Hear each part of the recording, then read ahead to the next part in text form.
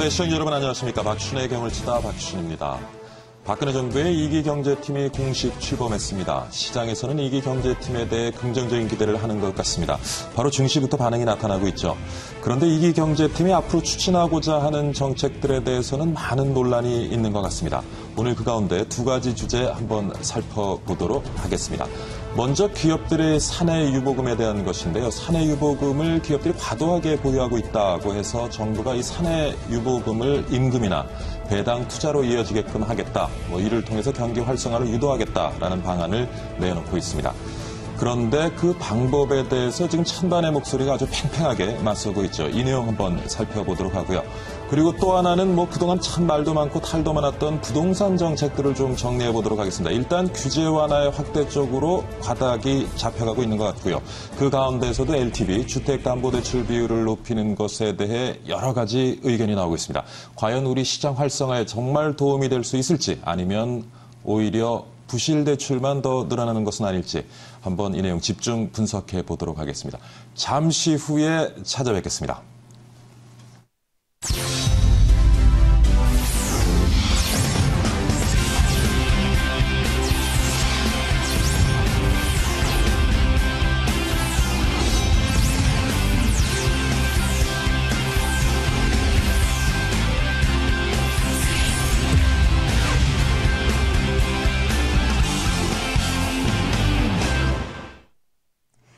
올 하반기 안으로 지역 구분 없이 집값의 70%까지 대출을 받을 수 있게 됐습니다.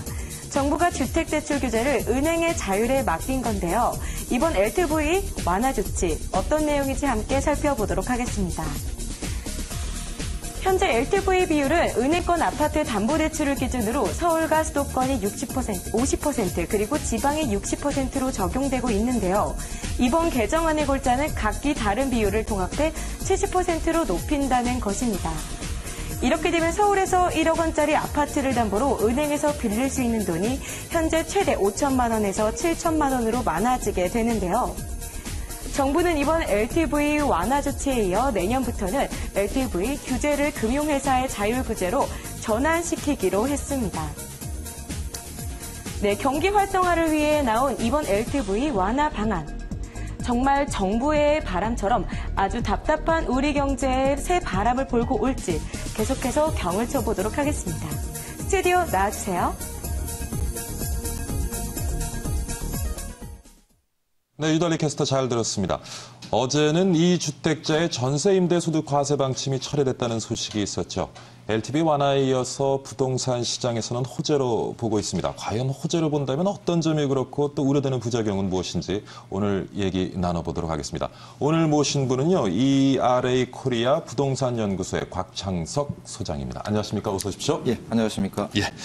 자, 조금 전에 이제 정리를 좀 해봤는데 아무래도 이번에 주택담보대출 비율 완화를 통해서 정말 좀 부동산 시장 활성화 될 수 있을지 소장님은 어떻게 보시는지? 결론적으로 말씀드리면은, 예. 저는 어느 정도는 가을에 활성화 될 거라고 보고 있습니다. 예. 사실 이런 조치가 없더라도, 예. 지금 이제 가을 이사철이 방학을 시작하면서 시작되고 있거든요. 예. 그래서 어느 정도는 8월 말 9월쯤 가면은 좀 전세가 움직이면서 무주택자들이 집 구입으로 돌아서는 그런 시기인데요. 예. 그런 시기에 맞춰서 이번 대책이 나왔기 때문에 효과를 좀 발휘할 수 있을 거로 보고 있습니다. 사실 이번에 주택담보대출 비율 완화를 통해서 우리가 부동산 시장 활성화를 기대할 수 있다면은 사실 지금까지 좀 부동산 시장이 좀 침체돼 있은 이유를 먼저 좀 살펴보면 좋을 것 같은데 예. 가장 큰 이유는 뭐라고 보세요, 지금? 아무래도 그 이전 참여정부 시절부터 예. 만들어 놓았던 여러 가지 부동산에 관련된 규제들, 예. 지금 대출 얘기 나오지만 대출이라든가 또는 세금이라든가 예. 또는 거래에 관련된 규제들이 상당히 많았었거든요. 그것들이 이제 지난 정부를 거치면서 조금씩은 풀렸지만은, 여전히 아직도 좀 남아 있고요. 예. 규제들이 아직도 남아 있고, 예를 들면 종부세라든가 이런 DTI, LTV 같은 것, 예. 또 보금자리 주택 이런 것들 때문에 시장이 죽었고, 이 부동산 또는 주택 시장이 침체되면서 내수 경기 침체로 이어졌거든요. 예. 이번에는 내수 경기가 나빠지면서 부동산 경기의 발목을 잡는 악순환의 고리가 연결돼 있다는 점, 이 점이 가장 큰 것 같습니다. 이번에 주택담보대출 비율이 좀 완화가 되면 아무래도 지금 전세 수요가 조금 매매 수요로 돌아설 수 있겠죠? 예, 뭐 돌아설 수 있는데 뭐 예. 이런 조치를 통해서 LTV 완화를 통해서 조금 더 원활하게 예. 주택을 구입할 수 있는 계기가 마련됐다고 볼 수 있죠. 좀 그 매매가 활성화되고 해서 전세가도 조금 좀 안정화되기를 바라는 마음인데, 근데 한편에서는 대출 비율이 이제 높아지다 보니까 좀 무리하게 또 집을 구매하시는 분들이 있지 않을까 하는 또 우려가 나오고 있어요. 이제 주택에 대한 수요는 크게 나눠서 두 가지로 볼 수 있을 텐데요. 정말 집이 필요해서 뭐 전세나 월세를 살다가 주택을 구입하는 실수요가 있을 거고요. 또는 또 집을 교체하는 수요들, 집이 좁아져서 넓혀간다거나 좋은 지역으로 이사를 간다든지 이런 갈아타기 수요까지 실수요로 볼 수 있습니다. 대신에 이제 투자 수요라는 것은 이제 집을 사서 좀 차익을 남긴다거나 아니면 월세를 받아서 임대 수익을 올리겠다 이런 분들이 이제 투자자로 봐야 되겠는데요. 아직까지는 주택 가격이 상승할 것이라는 신호가 없고 그런 데 대한 기대가 현재는 많지 않습니다. 그래서 시장이 움직인다면은 늘 1, 4분기나 3, 4분기, 지금 3, 4분기인데 홀수 분기가 보통 성수기이고 2, 4분기, 4, 4분기, 짝수분기가 비수기가 되거든요. 부동산에서는. 그래서 성수기에는 실수요자들이 움직이면서 거래가 좀 늘어나고 비수기에는 줄어들고 가격도 마찬가지로 현재 움직이고 있거든요. 그래서 이번 조치를 통해서 이번 조치가 또 성수기로 접어드는 길목에 나왔기 때문에 아마 좀 이번에 거래가 정상화되고 활성화되는데 기여를 할 거로 보는 거죠. 완화 시점은 좀 적절하다고 보시는 거네요. 예. 근데 또 이제 사실 담보대출 단순히 주택 구입 목적으로만이 아니고 그 외 여러 가지 용도가 있는데 지금 우리나라 경제의 가장 큰 발목을 잡고 있는 부분이 사실 또 가계부채이기도 한데 이렇게 주택담보대출 비율을 완화시켜 놓으면은 가계대출 문제, 가계부채 문제 좀 더 심해지지 않을까 하는 우려가 참 많습니다. 그 부분은 뭐 두 가지로 볼 수 있는데요. 우리 가계 부채의 뭐 양이 뭐 가처분 소득이라든가 GDP에 대비해서는 OECD 평균보다는 한 15% 정도 높은 거로 나타나고 있습니다. 그래서 가계 부채를 관리해야 된다는 이런 거는 또 목표치로 정할 만한데요. 사실 우리가 그 소득이 증가하고 경제가 성장하고 이런 것들이 훨씬 더 중요한 목표이기 때문에 가계 부채는 중요한 관리 목표이긴 하지만은 이 가계 부채를 조절한다는 게 궁극적인 목표가 돼서는 또 안 된다고 생각이 들거든요. 그래서 가계 부채의 어떤 문제가 불거지지 않으려면은 부채가 줄든가 아니면은 소득이 증가하든가 둘 중 하나인데 지금까지는 어쨌든 부채를 관리하려다 보니까 관리하면서 소득을 증가시키려는 노력을 했는데 그런 노력이 아직 통하지 않았거든요. 우리 경제를 제가 판단할 때는 그 자동차 바퀴가 4개인데 그 중에서 이 부동산과 건설에 관련된 바퀴, 말하자면 산업 전후방 연관 효과가 한 23, 4% 정도 되니까 4분의 1 정도 되는 바퀴에 바람이 빠진 상태에서 운행되고 있지 않느냐 하는 생각이 들고요. 결국 이 가계부채를 조금 희생하더라도 이 공기 압력을 넣어서 자동차가 굴러갈 수 있도록 하는 조치라는 생각이 들고요. 궁극적으로는 이걸 통해서 부동산 시장이 정상화되고 활성화되고 내수경기 소비가 살아나고 하면서 소득이 증대되면서 다시 성장 동력을 찾는 계기가 된다면은 너무 가계부채 문제에 얽매일 필요는 없다라는 생각이 듭니다. 이번에 또 외신을 보니까요, 그 스탠다드 앤 푸어스 S&P죠. 그 LTV 규제 완화가 결국 뭐 가계부채 증가시킬 뿐만 아니라 또 하나 지적하는 것이 은행의 자산 건전성 문제입니다. 그리고 차후에는 완전히 이제 은행권의 결정에 맡기겠다라고 이제 얘기를 하고 있는데 이 부분은 어떻게 보십니까? 스탠더드 푸어스에서는 그런 얘기를 할 수는 있다는 생각이 듭니다.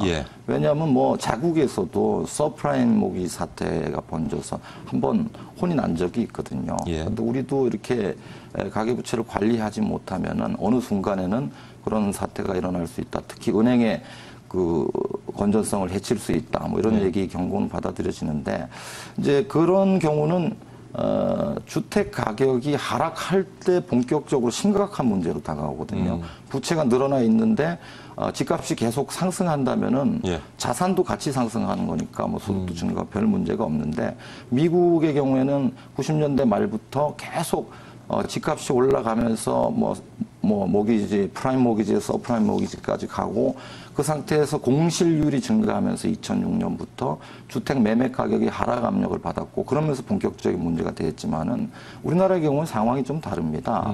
현재 우리나라는 그 수급 면에서 보면은 예.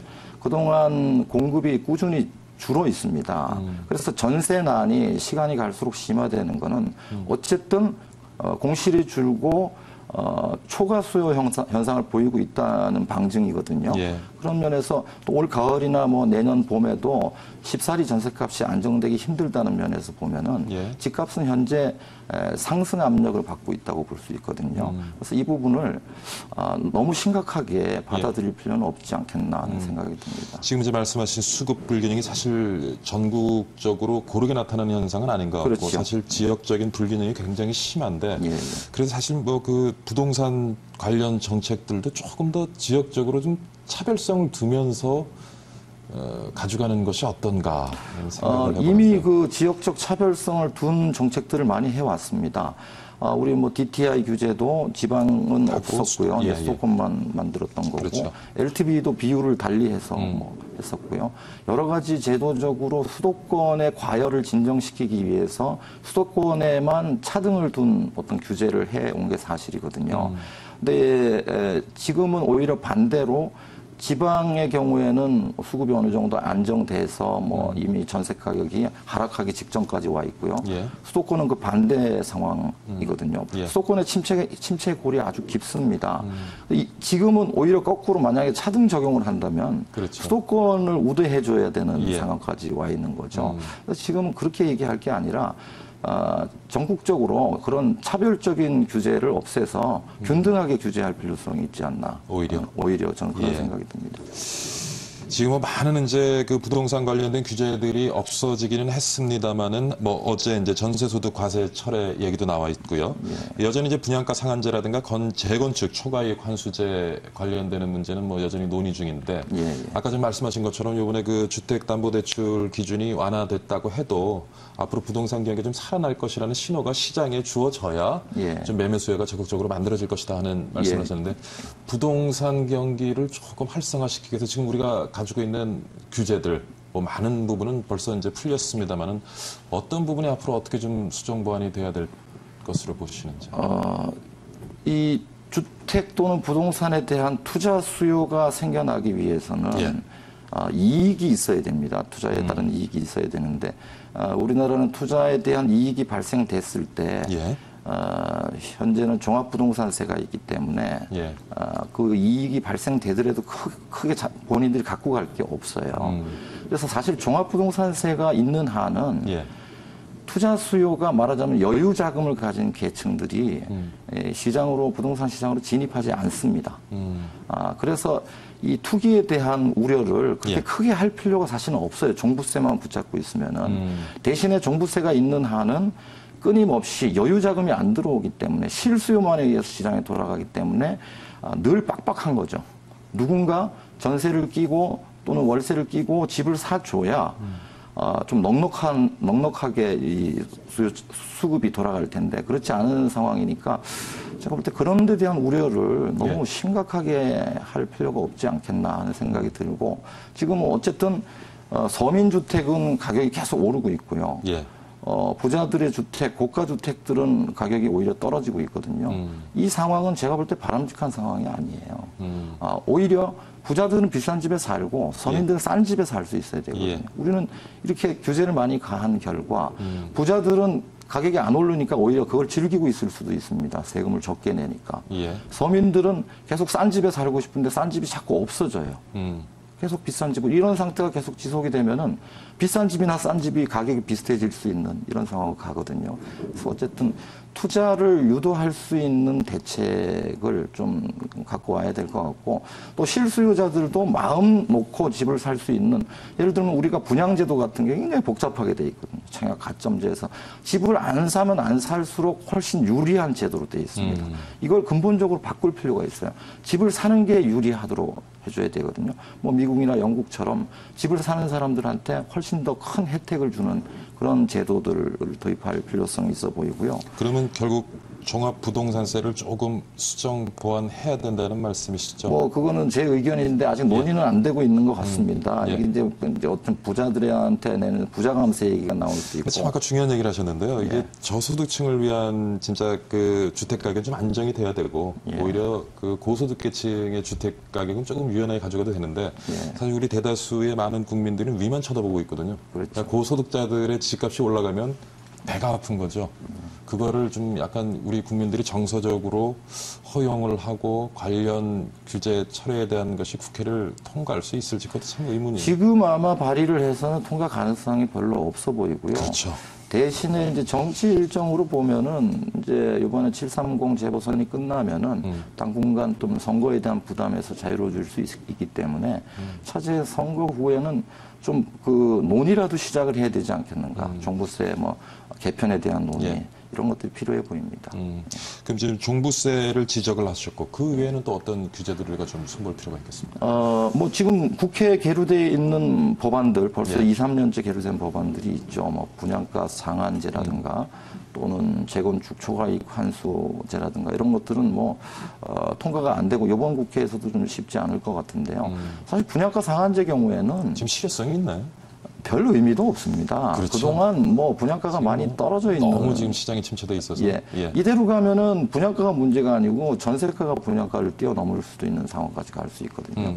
그래서 이런 건 좀 탄력 적용을 하든가 예. 상한제를 없애서 자유롭게 공급할 수 있는 기반을 만들어 줘야 되고요. 예. 재건축 개발 이익 환수제의 경우에도 이익이 있는 곳에 투자를 하는 거죠.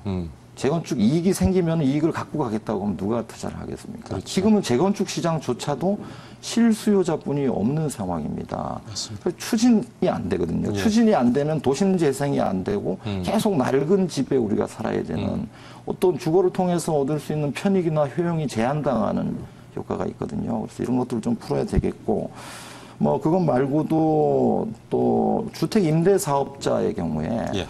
지금 뭐 제도가 도입이 돼서 뭐 상당히 완화가 많이 돼 있기는 한데 차제 종부세 논의가 좀 어렵다면은 임대 사업자들한테 대한 혜택을 좀 더 줄 필요성이 있어요. 사실 봄에도 좀 부동산 경기가 살아났는 듯 싶다가 예. 전월세 그렇죠? 그 예, 소득 과세에 대한 것이 좀 발표가 되면서 또 약간 좀 죽었단 말이에요. 예, 그렇습니다. 그 전월세 과세 방안을 발표를 하니까 월세 좀 받고 계신 분들이 굉장히 떨고 있어요. 그렇죠. 지금 이거 혹시 지금 내 세원이 다 노출되지 않냐? 건강보험 피부양자 자격 박탈되지 않나? 예. 또 이런 것들이 확정이 안 되고 있으니까 굉장히 불안정하거든요. 예. 차제에 좀 그 어떤 대책을 발표를 하면은 빨리 좀 마감을 시켜서 확정을 시켜주는 추진력이 좀 필요하지 않겠나. 임대사업자에 대해서도 예컨대 양도세를 일정 기간 면제해 준다든가 대상주택을 좀 폭을 확대해 준다든가 이런 예. 것들, 이런 조치들이 필요해 보입니다.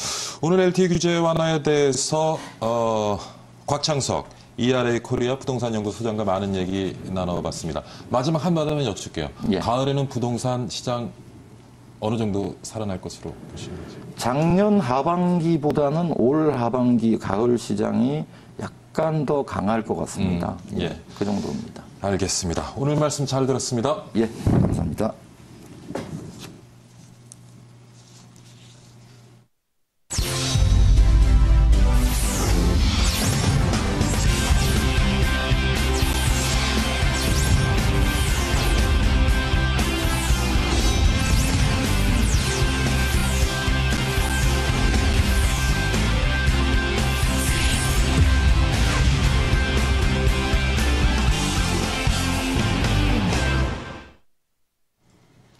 사내 유보금 과세안이 부활할 기미를 보이고 있습니다.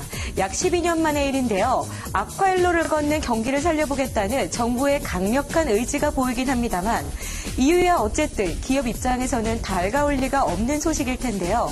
재계의 파란을 불러일으키고 있는 사내 유보금 과세안 추진 현황을 함께 살펴보겠습니다. 네, 논란의 중심에 있는 사내 유보금이라고 해서 단순하게 쓰고 남은 돈이 아닙니다. 기업의 단기이익금 중 세금과 배당금 등으로 지출된 금액을 제외한 뒤 사내에 쌓은 금액으로 사업 확장이나 영업 활동 등을 위해서 기계, 설비, 건물 및 현금성 자산 등의 형태로 이 재투자되는 돈을 포함하는데요. 네, 현재 지난해 6월 기준으로 국내 10대 그룹 82개 상장사의 사내 보유금은 바로 477조 원으로 2010년보다 43.9%가량 증가했습니다. 반면 같은 기간 동안 가계의 저축성 예금 증가율은 16.9%에서 5.5%로 줄었습니다. 또 최근 대내외 경제 악재가 겹치면서 경기 회복이 더뎌지고 세수가 부족해질 가능성까지 계속해서 제기가 되면서 정부 차원에서 사내 유보금 과세안을 검토하기에 지금 이르렀는데요. 아직 구체적인 안이 나오고 있진 않았지만 사내 유보금 과세와 함께 유보금에서 발생하는 금융소득을 등의 더 높은 세율을 적용하자는 그 페널티를 주는 방안을 검토하고 있다는 발표가 나왔습니다. 대신 직원 성과금이나 배당금 등으로 유보금을 쓸 경우에는 세제 혜택을 강화한다는 그 유인책도 함께 고려하고 있다고 하는데요. 세제 혜택 강화까지 내수 부진이 심각한 수준까지 이르자 결국 과세 방안까지 나오게 됐습니다. 하지만 이런 방안이 과연 우리 경제에 긍정적인 영향을 줄 수 있을지 지금부터 본격적으로 경을 쳐보도록 하겠습니다. 스튜디오 나와주세요. 네, 유달리 캐스터 수고 많았습니다. 사내 유보금 논란 얘기 나눠보도록 하겠습니다. 이번에도 두 분 모셨는데요. 먼저 소개합니다. 참여연대 안진걸 사무처장 나오셨습니다. 안녕하십니까? 네, 안녕하십니까? 예. 네, 그리고 한양여대 세무회계과의 오문성 교수 나오셨습니다. 어서 오십시오. 안녕하십니까? 예. 자, 조금 전에 잠깐 정리를 해봤는데요. 2011년 폐지됐던 사내 유보금 과세 논란 다시 이제 수면 위로 떠오르고 있습니다. 2012년에 새정치민주연합 추미애 의원부터 최근에 이인영 의원까지 법인세법을 개정해서 기업의 사내 유보금 과세를 추진해야 한다고 지금 발의한 상태고요. 일단 과세를 해야 된다는 논리 먼저 한번 짚어보고 가겠습니다. 좀 네. 짚어봐 주시죠, 처장님. 예. 뭐 보통 저희가 이제 복지국가를 위해서 예. 또는 서민들의 행복을 위해서 좀 국가나 정부가 담당해야 될 공적 영역 또 지출이 많아야 되기 때문에 예. 당연히 정부가 적극적으로 세금을 걷어야 됩니다. 예. 그런 차원에서 사실 저희는 사내유보금 과세보다는 예. 법인세 인상이 가장 확실하거나 아니면 이미 지금 1년에 한 5.5조 정도의 법인세 감면분이 있거든요. 법인세 인상이요? 예. 예. 그러니까 법인세 인상이 어렵다면 최소한 법인세를 5.5조 정도 감면해 주는데 그것부터라도 폐지하자. 지금 일종의, 법인세가 우리랑 경쟁하는 기업들 그리고 그 국가 수준과 비교해서 어떻습니까? 뭐 평균보다 조금 높다는 의견도 있는데요. 실제로는 뭐 평균에 근접해 있는데 근데 그렇다 하더라도 저희는 5.5조를 1년에 깎아주는 편에 있기 때문에 기업이 사회를 위해서 내놔야 될 세금 조금 미진하다 이렇게 저희는 보고 있습니다. 왜냐하면 또 법인세율은 상당한 수준에 있는 건 사실이지만 그 나머지 이제 공적 연금 부담분이나 이런 부분이 굉장히 다른 나라에 비해서 적거든요. 이제 그런데 그러니까 사내유보금 과세 전에 저희는 그런 방법이 정부의 세수를 늘리고 그것이 국민의 복지를 늘리는데 굉장히 유력하다라고 보고 있지만 네, 그 전에 사내유보금 과세가 일단 논란이 됐으니까 또 임대소득이 얼마 전에 과세가 된 적 논란이 된 적이 있었지만 역시 거기에도 또 종교인에도 과세가 돼야 된다는 것처럼 저희는 아무튼간 소득이 있는 곳에는 모조리 과세를 하자 또는 과세를 할 수 있는 곳에는 과세를 하자는 건데 사내유보금이 지금 아까 전에 캐스터께서는 이제 몇 대 기업으로 480조로 했지만 실제로는 지금 한국은행 통계에 하면 2012년 기준으로 762조가 넘거든요. 2012년 기준으로 762조나 쌓여 있습니다.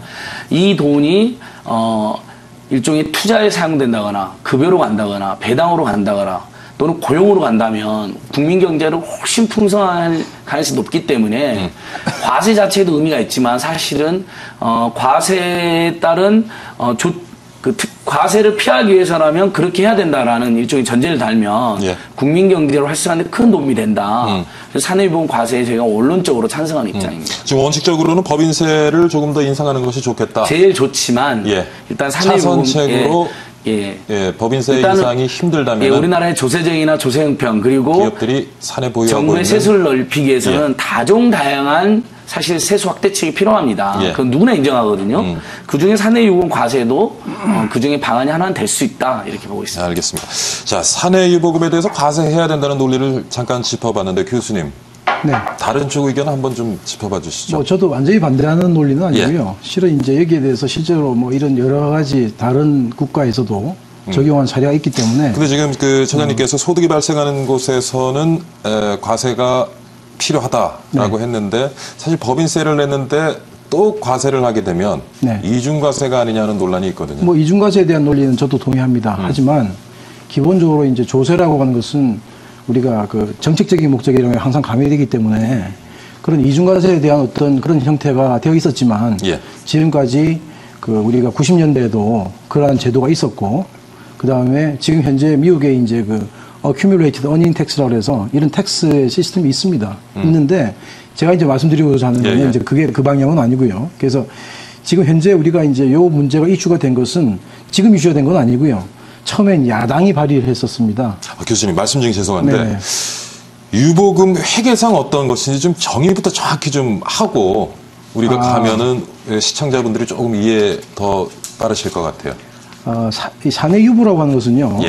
결국은 이제 우리 법학이나 우리가 회계학에서 쓰고 있는 그런 용어는 아닙니다. 아니고 이제 우리가 쉽게 설명을 드리자면 이 사회 유출, 사내 남아 있는 거하고 밖에 나간 거 이렇게 우리가 대응시키면 쉽게 설명이 되겠는데 회계적으로는 우리가 보통 자본이여금, 이익이여금 이런 말을 씁니다. 그래서 우리가 자본금이 있고 자본이여금, 이익이여금이 있으면 이 자본이여금과 이익이여금을 보통 우리가 사내유보금에 해당한다고 이렇게 봐야 되겠는데요. 그래서 아직 그 사내유보금 과세에 대한 어떤 시행 여부, 시행될 건지 안 될 건지 또는 그 시행한다 하더라도 구체적인 어떤 윤곽, 자세한 사항이 아직 안 나왔기 때문에 그 모습이 명확하진 않지만 잉여금 중에 우리가 사내유보금 과세라고 해서 과세하게 된다면 법정 적립금이라고 해서 법적으로 적립을 강요당하는 적립금이 있습니다. 그거를 제외하고 우리가 그 이익잉여금 중에서도 배당이 가능한 미처분 이익잉여금 요게 이제 대상이 될 거거든요. 그러니까 우리가 사내유보금이 일반적으로 말하는 사내유보금하고 유보금하고 우리가 지금 과세 대상이 되는 사내유보금은 조금 성격이 다르다고 봐야 되고요. 그리고 그 사내유보금 과세가 왜 우리나라에 지금 이 세법에 들어와 있었고 미국도 있냐 하면 이 제도의 본래 취지는 그 비상장 법인의 경우에 소수의 특수관계인으로 구성되어 있고 자기들이 높은 상대적으로 이 소득세율이 법인세보다 높거든요. 높은데 그걸 피하기 위해서 배당을 계속 하지 아니하고 계속 누적해 두는 거죠. 유보를 해둡니다. 이런 경우에 그 적정 유보 소득이라는 말을 쓰는데요. 우리 세법적으로는 적정 유보 소득을 초과. 그거는 기업보다는 투자자들에게 유리한 방향인 것이죠. 투자자 꼭 그렇지 않습니다. 그건 투자자에 유리하다 불리하다 볼 수 없는 게 지금 자꾸 이제 우리가 유보 소득을 그 이렇게 나누어 주고 나면 투자자가 유리한 거냐 이렇게 말을 하는데요. 실은 그게 양면성이 있죠. 왜냐하면 유보 소득을 배당하지 않냐고. 지금 말씀하시는데 그 투자자의 소득세와 연계시켜서 지금 설명을 하시길래 제가 지금 그러니까 투자자의 소득세와 연계시킨 것은 투자자의 경우는 자기들이 이제 배당 소득세가 일반적으로 소득세 기대가 높기 때문에 자기들은 특별히 이제 한 3인이 예를 들어 3명이 주주고 자기들이 전부 친인척 관계를 묻고 있습니다. 그러면 배당을 특별히 받을 이유가 없죠. 회사 기업 가치만 쫙 올라간다면 결국 나중에 처분을 통해서라도 충분히 해소할 수 있기 때문에 그것 때문에 그런데 적정 유보 소득을 미국 같은 경우는 25만 불 정도로 보고 있거든요. 그래서 25만 불을 빼고 그 나머지에 대해서 그 법인세와는 별도로 추가로 이제 그 과세를 하고 있는 그런 제도가 있습니다. 저도 제가 잠깐만 덧붙여보면요. 아까 말씀드린 것처럼 762조가 있으니까 거기에 다 과세를 한다는 게 아니거든요. 보면 이제 법적으로 반드시 유보해주게 되어 있는 돈이 있습니다. 이제 준비금 같은 거로. 그것도 빼고. 또 보면 우리가 세금을 부과할 때 여러 가지 공제를 시도하지 않습니까? 그러니까 각종 또 공제를 하고 나면 실제로 지금 국회 검토 보고서에 보면 1년에 한 2조 원 정도 세수가 발생하는 것으로 추정되고 있거든요. 근데 그 2조 원도 설계를 어떻게 하느냐에 따라서 뭐 세율을 좀 더 낮춘다든지, 참고로 교수님 예전에 세율은 15%였죠? 그렇죠. 15%였는데 뭐 세율을 좀 더 낮추면 2조 원보다 더 줄어드는 거죠. 그러니까 새로운 세금을 완전히 도입하는 건 아니지만 그래도 예전에 2001년도 없어진 세금을 저희는 그때 없앤 게 좀 잘못 그때 왜 없었다 생각해요. 없어졌던 거죠? 그때는 2001년도가 예. 이제 이른바 김대중 정부 때인데요. 이제 흔히들 말하는 우리나라 사회에 개혁 정부긴 하지만은 신자유주의 경제 사조를 아주 본격화한 때라는 평가를 받습니다. 그때 당시에 뭐 신용카드 사태도 있었죠. 재벌 대기업의 출자 총액 제한제도 폐지된 때거든요. 그다음에 각종 부동산 규제도 완화되거나 폐지될 때입니다.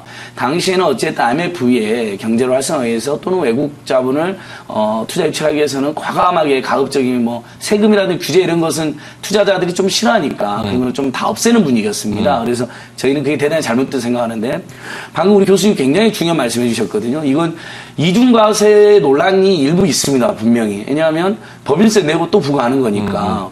근데 미국이나 일본이나 대만 같이 굉장히 합리적인 나라들이 또는 자본주의가 우리보다 발전했던 나라들도 다 부과하는 데는 제가 곰곰이 이렇게 공부를 해보면 이게 배당으로 줄 돈 또는 투자로 할 돈, 세금으로 줄 돈 이렇게 주면 이것들은 다 세금으로 일단 국민 경제에도 도움이 되고 각각의 세금으로도 환수가 되잖아요. 근데 조세피 목적이 뚜렷하다라는 사회적 판단이 있는 겁니다. 근데 제가 하나 여쭙고 싶은 것이, 사실 이 사내 유보금에 대해서 과세하겠다고 하는 것이 세수를 늘려서 늘어난 세수를 가지고 복지에 사용하겠다는 것이 아니라 그렇죠. 유보금의 수준을 조금 낮추겠다는데 목적이 맞습니다. 그러니까 있다고 이제 제가 보여지거든요. 도입부의 세금 이야기한 건 지금 우리나라 사정상 그러니까 우리 민생이나 복지 대책에 돈이 많이 들어가기 때문에 어떻게든 세수를 늘리는 적극 정책이 필요하다는 원칙론적인 이야기를 한 거고, 이번에 나온 논리는 세수 확보보다는 그렇죠. 좀 투자가 활성화돼서 국민 경제 경기가 활성화 살아나야 전반을 되겠다. 위해서 고용, 임금, 그리고 뭐 비정규직 문제. 지금 최경환 장관도 비정규직 최저임금 이거 해결 안 되면 우리나라 경제 어렵다는 이야기 하셨잖아요. 거기에다가 배당까지 해서 일종의 기업이 가지고 있는 돈이 골고루 이렇게 퍼지게 되면 근데 다 퍼져라는 게 아니라 일부라도 그러면 좀 국민 경제에서 훨씬 도움이 되지 않겠냐 이런. 제가 하나 좀 여쭙겠습니다. 사실 이제 우리 기업들 지금 뭐 대기업 아까 삼성에도 나왔고 현대기아 자동차 얘기도 나왔습니다만은 사실 외국에서는 지금 활발하게 투자를 하고 있거든요. 지금 남미, 동유럽, 그다음 중국 쪽에서 보면은 공장 증설도 하고 활발하게 투자를 하고 있는데, 사실 국내에는 지금 전혀 투자가 없단 말이에요. 이거는 우리가 좀 과연 그 유보금에 대해서 과세를 해서 국내 투자를 유도하는 것도 중요하겠지만 왜 그들이 국내에서 돈을 들고 투자를 안 하는지에 대해서는 조금 생각해 봐야 될 문제가 아닌가 싶어요. 어떻습니까? 근데 기업이 어떤 그 투자를 한다고 하는 것은 그 고도의 어떤 개인적인 판단입니다. 자기들이 예를 들어서 뭐 세금을 부과한다고 해서 거기에 푸시돼서 투자를 할 수는 없거든요. 그렇죠. 이익이 만들어져야 되겠죠. 그래서 우리가 뭐 세금을 줄여서 투자를 했으면 투자가 만약에 실패한다면 그건 더 큰 실패하게 되기 때문에 그래서 현재 제가 보기에는 어떤 현재 우리 기업들이 이제 투자를 못 하고 있는 이유는 여러 가지 이제 쉽게 말하면 투자할 수 있는 환경 자체가 지금 불확실성이 너무 현재 불확실성이 너무 크니까 하지 않는다고 봐야 되지.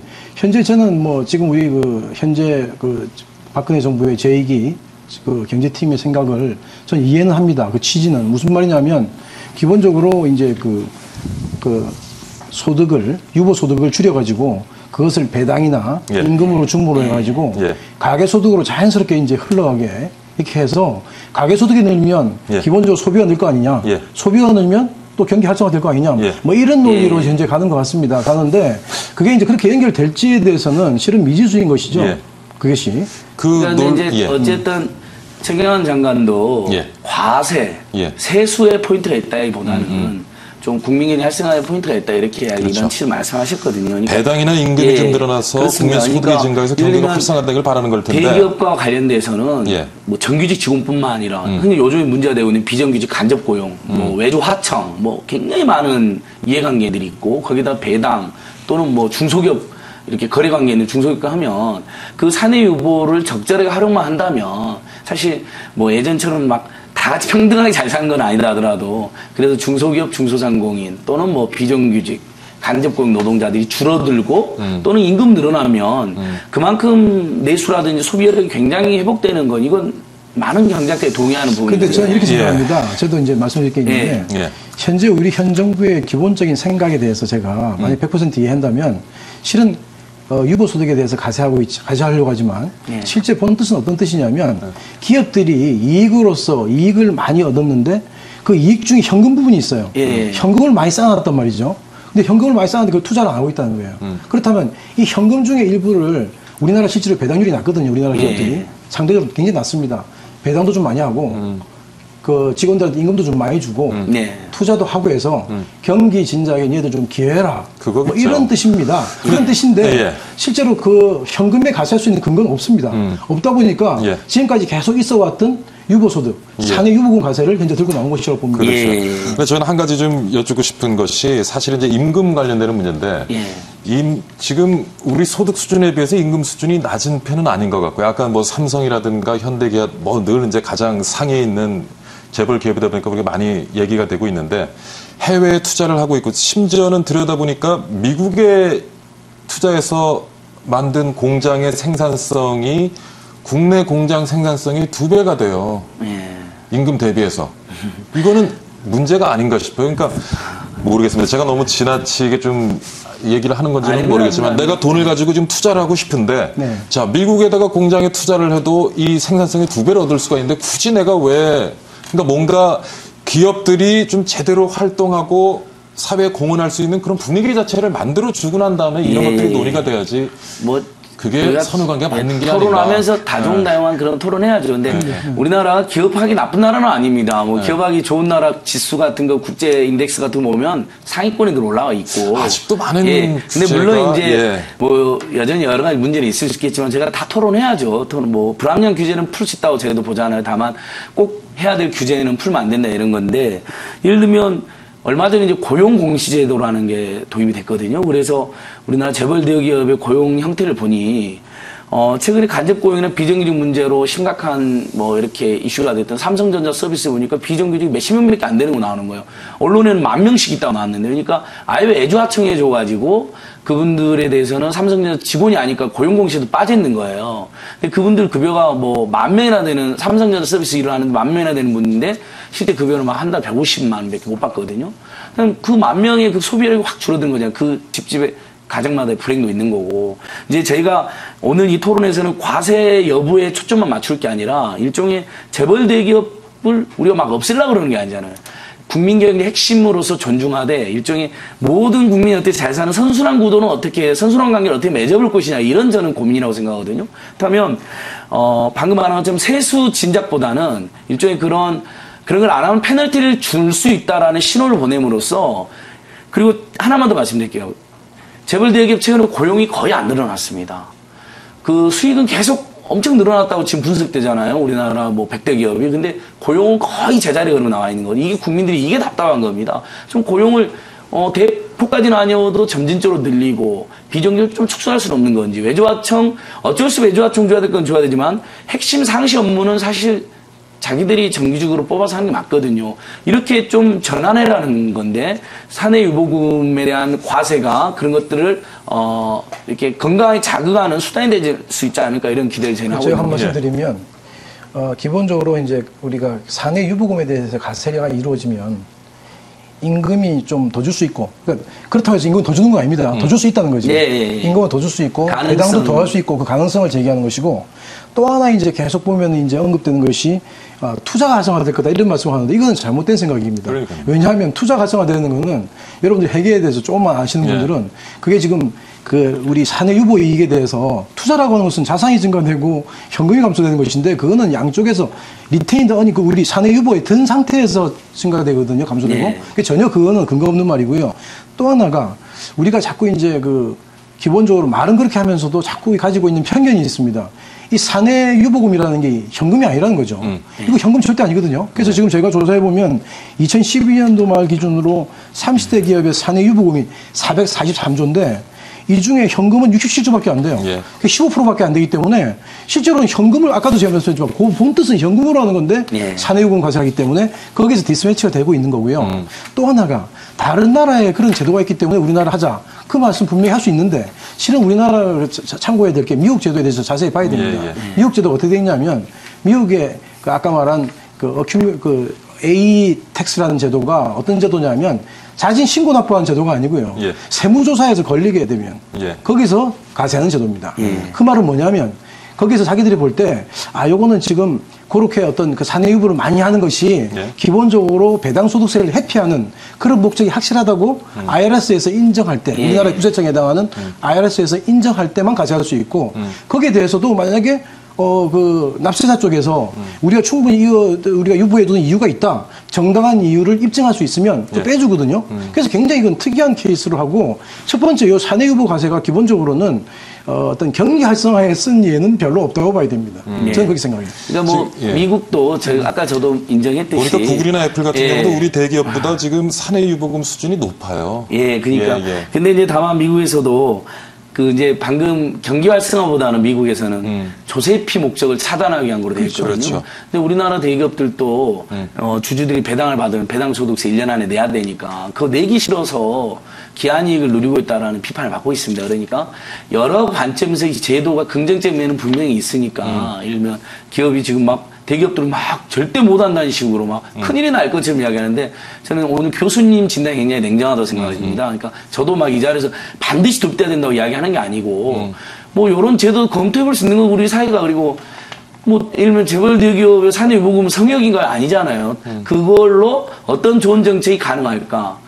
또는 혹시 조세피 목적이 있다면 거기에는 어떤 페널티가 가능할까 이렇게 지금 논의하는 과정이라고 저는 생각하거든요. 그래서 보니까 몇 가지 긍정적인 게 있더라. 미국, 일본, 대만도 하던데 조세피를 차단하는 목적이 있더라. 일단 뭐 이렇게 접근한 방법도 있고 한국에서는 재벌 대기업의 경제력이 굉장히 집중되어 있기 때문에 그 관계를 오히려 선순환으로 이용해가지고 다양한 이해관계인들에게 조금 더 특히 사내 유보금 중에서 현금 유보금 같은 경우가 조금 더 지원이나 퍼지게 할 수 있는 건 아닌가 이런 고민까지 하게 된 거죠 저희들이. 사무총장님께서도 지금 교수님이 지적하셨던 것처럼 사내 유보금에 대한 과세가 결국에는 뭐 기업들의 투자 증진을 이끌어내지는 못할 것이다. 네, 투자보다는 오히려 사내 유보금 아까 말한 것처럼 배당 소득이라든지 그 다음에 뭐 급여를 더 준다든지 또는 원래 비정규직으로 채용했던 걸 정규직 채용해서 그런 급여를 더 준다든지 이런 식으로 급여나 임금 인상이나 정규직이나 고용 안정이나 이렇게 또는 고용 차출이나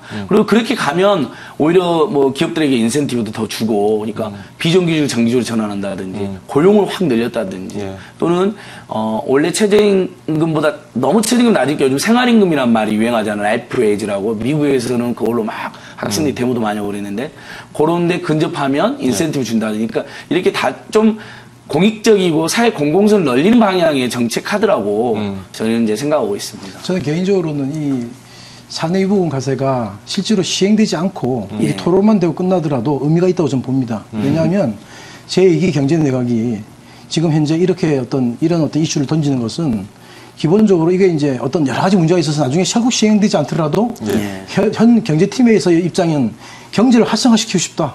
간절히 활성화시키고 싶다는 강력한 의지를 보여줬다고 보기 때문에 전 나름대로 의미가 있다. 이렇게 봅니다. 근데 사실 아까 그 미국 기업, 선진 기업들의 사내 유보금 수준을 얘기를 했었는데 그 기업들을 보면은 유보금 굉장히 많이 가지고 있음에도 불구하고 또 투자도 활발하게 한단 말이에요. 지금 보면은 뭐 예를 들어 구글 같은 경우에는 무인기라든가 무인 자동차 뭐 새로운 시장을 만들기 위해서 엄청난 투자를 하는데 그런 부분에 있어서 우리 지금 상위 대기업들은 조금 많이 아쉽습니다. 모습을 보이는 것이 많이 아쉽고 어쩌다 보니까 우리나라는 IMF의 그 주주 구성도 외국계 자본이 뭐 50%를 육박하는 대기업이 굉장히 많아서 배당 늘리면 오히려 외국계 자본 주주들 또는 국민들 말하는 단기성 투기 자본까지 다 배만 물리는 거 아니야 이런 지적도 있거든요. 저희도 그 지적이 지금 많더라고요. 그런 지적도 저희도 심각하게 검토하고 있습니다. 그러니까 막 제가 막 무조건 우와 하고 달려가는 게 아니잖아요. NGO들도 교수님 같은 분들 만나갖고 조언도 듣고 그러는 거거든요. 그래서 그러니까 참 우리 경제 IMF 여러 가지 또 왜곡되는 게 있는데 어쨌든 재벌 대기업으로 경제에 너무 집중되는 건 사실인데 근데 굉장한 소득을 거두고 있는 건 사실이잖아요. 그러니까 뭐 삼성전자가 얼마 전에 뭐 어닝 쇼크가 있다고 하지만은 1년에 200조가 넘는 매출을 거둬들이고 있거든요. 그러니까 뭐 순이익만도 뭐 13조, 14조 막 그러지 않습니까? 그러니까 그런 정도의 대기업들이 고용이라든지 임금이라든지 비정규직 문제라든지 또는 협력사들의 생존이라든지 이런 걸 좀 더 신경 쓰게 만드는 게 꼭 거창하게 경제민주화로 말하지 않아도 저희는 그렇게 해야 경제 활성화가 된다고 보거든요. 좀 다수가 골고루 숨통이 트여야지 돈도 쓰고 또 고용도 늘리고 그러지 않겠습니까? 저는 그런 것을 저희 엔저는 그런 걸 지금 간절히 원하는 겁니다. 근데 현 경쟁팀의 생각은 가는 방향은 좀 맞다고 봅니다. 왜냐하면 아니 그렇게라도 그렇게 정말 해주신다면 좋을 것 같아요. 지금 현재 이런 말이 있거든요. 법인세율을 올리는 것보다는 그죠? 경제가 활성화되는 것이 훨씬 그렇죠. 우리가 세수가 더 많이 확보되거든요. 그러니까 소득에 대한 우리나라에 말하면 법인세, 소득세 같은 경우에 전부 인컴택스인데 이런 부분에 대해서 증가시키려면 세율 올리는 것보다는 실제로 경제 활성화가 되면 선순환이 되거든요. 그래서 거기에 대한 지금 현재 자기 나라들의 관심을 가지고 시책을 조세 정책을 좀 쓰겠다고 하는 그런 뜻인 거 보입니다. 좀 전에 사무처장님께서 지적하신 부분에 하나 제가 여쭤볼게요. 그러니까 산해 유보금에 대해서 이제 과세를 하게 된 이 논의 자체만으로 지금 주식시장은 조금 들썩거리고 있는 것 같고요. 해외 투자자들도 굉장히 주목하고 있는데 지금 말씀하신 것처럼 근데 우리 주식시장에 많은 투자자들이 해외 자본이다 보니까 그래서 배당을 늘리고 하다 보면 이게 뭐 죽 서서 개 준다는 말도 있습니다만은 결국 어렵게 또 해가지고 외국 투자자들 배불려주는 것이 아닌가 이런 얘기도 있거든요. 그래서 그 실효성에 대한 얘기를 좀 해봤습니다. 그러니까 지금 제가 이제 조사한 자료에 의해도 지금 보면은 그 배당을 늘리면 실은 배당을 늘려서 굉장히 그 주주들이 혜택을 보는 그런 어떤 기업들은 대부분이 우량 기업들입니다. 그리고 이 우량 기업들의 특징이 뭐냐면 이 외국인 주주 비중이 높아가지고 기본적으로 2013년 말 기준 자료인데요. 외국인이 그 상장사 지분 현황을 보면 외국인이 32.9%입니다. 그리고 여기 지금 개인이 23.6%라서 실제로는 외국인 비중이 더 높은 상황이 되거든요. 그래서 이렇게 되면 이게 뭐 국부의 유출이 아니냐 뭐 이런 말도 나오고 있는 거죠. 근데 뭐 그렇게 주장이 충분히 가능할 수 있는 건데 저는 개인적으로는 뭐 이렇게 생각합니다. 배당이 꼭 는다고 해서 주식시장이 활성화되는 것은 아니다. 왜냐하면 근데 실은 이제 그런 제가 말이 좀 어폐가 있는 것이 있어요. 왜냐하면 우리나라가 현재 점점 노령화 사회가 되기 때문에 자기 이제 그 경상적인 소득이 줄어드는 분이 많고 그러다 보면 나중에 이제 배당소득 그것도 상당히 많은 자산가들 얘기지만 배당소득에 의존하는 분이 선진국에 더 많아지거든요. 그래서 선진국에 있는 기업들이 대부분이 이 배당에 대해서 굉장히 많이 신경 씁니다. 우리보다는. 그래서 그런 면은 있지만 기본적으로 이제 뭐 배당을 하지 않으면 그 기업의 가치가 떨어지느냐 꼭 그런 건 아니거든요. 왜냐하면 그 배당은 아마 유보율이 높아서 실제 유보율이라고 해서 하나의 그 어떤 그 기업의 재무 건전성을 그 측정하는 지표로 보기 때문에 그것은 실제로 주가를 또 올리기 때문에 매매 차익을 통해서 우리가 또 실현할 수 있는 부분이 있기 때문에요. 꼭 배당을 많이 해야 좋다. 이거는 꼭은 아닙니다. 아니라고 생각합니다. 그렇죠. 뭐 이제 우리나라 배당률이 상대적으로 낮다고 하니까 뭐 배당률을 높이는 것도 의미가 있다고 생각하는데 그게 어쨌든 외국계 자본으로 많이 간다니까 좀 걱정이 되는 부분이 있고 그다음에 이제 예전에는 이 산해유보가 일종의 약간 용인되던 시절은 기업의 자기부채가 너무 심했을 때인데 갈수록 우리나라 지금 기업의 특히 대기업의 자기 부채 비율은 줄어들고 있기 때문에 산해유보금에 대한 과세 논의가 이렇게 나온 배경 중에 또 하나이기도 합니다. 그래서 산해유보 뭐 이걸로 뭐 정말 추산 세수는 2조로 국회 쪽 보고서 나왔지만 뭐 커다란 세수가 아니라는 이 논리를 통해서 좀 재벌대기업의 사회적 책임에 대한 이야기가 많이 되는 구조는 좀 논의가 활성화되는 게 좋다고 생각합니다. 교수님 기업들에게 산해유보금 수준 높은 거 보고 우리도 참 답답한데 어떻게 보면 기업들도 답답할 수 있을 것 같거든요. 교수님 보시기에 우리 좀 시장에서 기업들 투자 활성화할 수 있는 방안 뭐 물론 이제 이번에 이 산해유보금에 대한 과세도 그 방향에서 또 얘기가 됐는데 좀 뭘 좀 해야 되겠습니까? 제가 볼 때 아까 제가 잠깐 말씀드렸지만 이 산해유보금에 대해서 과세한다고 해서 그것이 바로 투자로 직결되는 건 아니거든요. 힘들다. 아니다. 그래서 그 기본적으로 아까 말씀드린 것처럼 이 투자라고 하는 것은 경영자들의 고유한 판단의 영역이다. 그래서 자기들이 투자하기에 적합한 시기나 그런 적합한 환경이 안 된다면 결코 세제를 가지고 푸시하더라도 하지 않거든요. 그래서 기업의 입장에서는 이러한 어떤 그 적합한 시기에 적합한 대상이 나타났을 때 투자를 하는 거기 때문에 제가 보기에는 기본적으로는 투자 환경 자체를 이렇게 어찌 보면 기업들이 투자하기에 좋은 어찌 보면 굉장히 뭐 애매모호한 말이긴 한데 기본적으로 기업들이 제일 좋아하는 규제를 풀어주는 거죠. 규제를. 기업들이 투자를 하기 위해서는 규제를 풀어주면. 요즘 참 그 규제가 오락가락하더라고요. 맞습니다. 그래서 계속적으로 지금까지 뭐 여러 정부들이 들어서도 규제를 풀자 그러지 규제를 더하자는 정부는 없었거든요. 규제 풀자는 건 분명히 선입니다.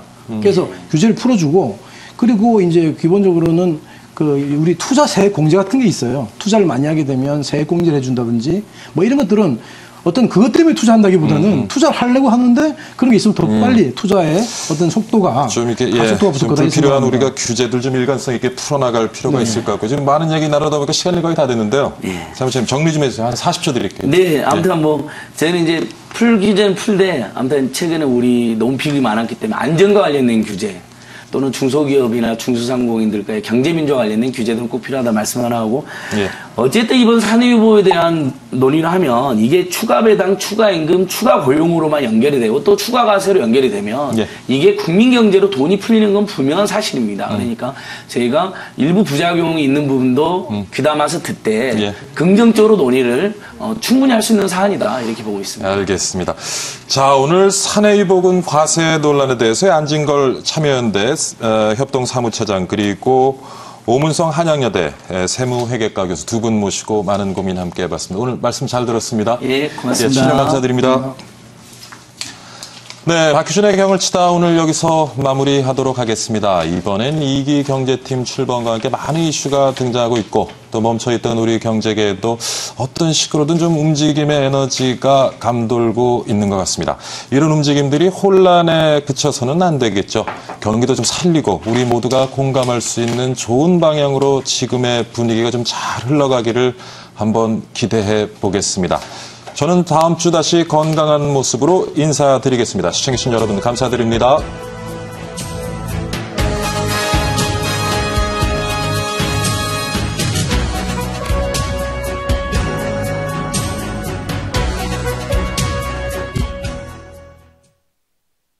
(060-300-4982) 캡틴 넘버 13번 이강무 전문가입니다. 자, 시장이 어렵다고 판단되었을 때 이 시장을 이길 수 있는 전략, 자, 현 정부가 하고 있는 일을 따라가시면 됩니다. 자, 제가 준비한 이 종목, 창조 경제에 대한 슬로건을 가지고 있고 IT 솔루션으로 하여금 시장에 대한 수혜를 받고 있는 종목입니다. 자, 그리고 두 번째, 동종목은 앞으로 유럽 시장을 겨냥해서 천조에 가까운 시장을 마켓을 한 정부 정책을 준비하고 있습니다. 자, 그리고 이 세 번째, 자, 이를 앞서서 말씀드렸던 정부에 대한 국책 사업을 하고 있는 이 기업이 매수 맥점을 준비하고 있습니다. 바로 시장에 대한 관심, 거래량이 터진 모습인데요. 자, 그럼 주가 추이를 보면서 바로 종목에 대한 설명 이어가도록 하겠습니다. 자, 여러분들이 이 주가 추이를 보시면 여러 가지 월봉선에서 사상 최대 거래량이 터지는 모습을 확인하고 있습니다.